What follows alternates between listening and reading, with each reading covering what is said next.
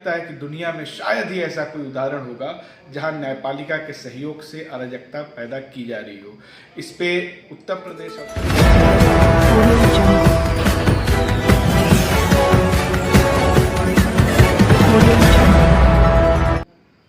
देखिए, जौनपुर की ऐतिहासिक जामा मस्जिद, जिसको कि अटाला मस्जिद भी कहा जाता है, जो कि शर्की डायनेस्टी के समय बना था, और इसका पूरा इतिहास सबको पता है जो लोग भी पढ़ने लिखने में दिलचस्पी रखते हैं।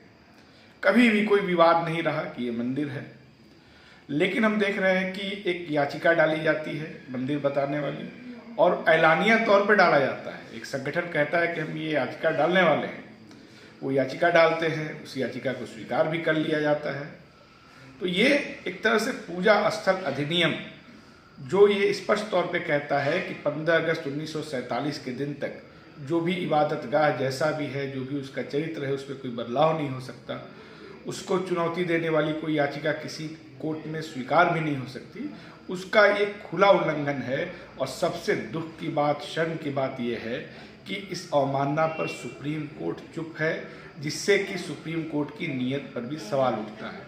एक पूरा पैटर्न है, पहले याचिकाएं डलवाई जाती हैं, फिर निचली अदालत से उनको स्वीकार कर लिया जाता है, फिर सर्वे वगैरह की चीज़ें होती हैं, फिर उस पर हिंसा होती है, और इस सब पे हमारा माननीय जो उच्च न्यायालय है, जो सुप्रीम कोर्ट है, उस पर चुप रहता है अपने ही कानून की अवमानना को लेकर के। तो एक तरह से पूरा पैटर्न है, जिसमें ये आप कह सकते हैं कि कुछ अराजक तत्व, निचली अदालतें, सुप्रीम कोर्ट, इन सबके कुछ लोग शामिल हैं देश को एक सांप्रदायिकता की आग में झोंकने का। मुझे लगता है कि दुनिया में शायद ही ऐसा कोई उदाहरण होगा जहां न्यायपालिका के सहयोग से अराजकता पैदा की जा रही हो।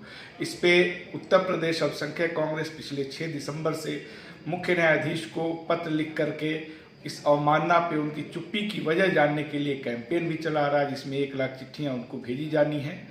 हम उम्मीद करते हैं कि जो भी राजनीतिक दल संविधान में यकीन रखते हैं, कानून के शासन में यकीन रखते हैं, वो खुल करके आएंगे, इसका विरोध करेंगे।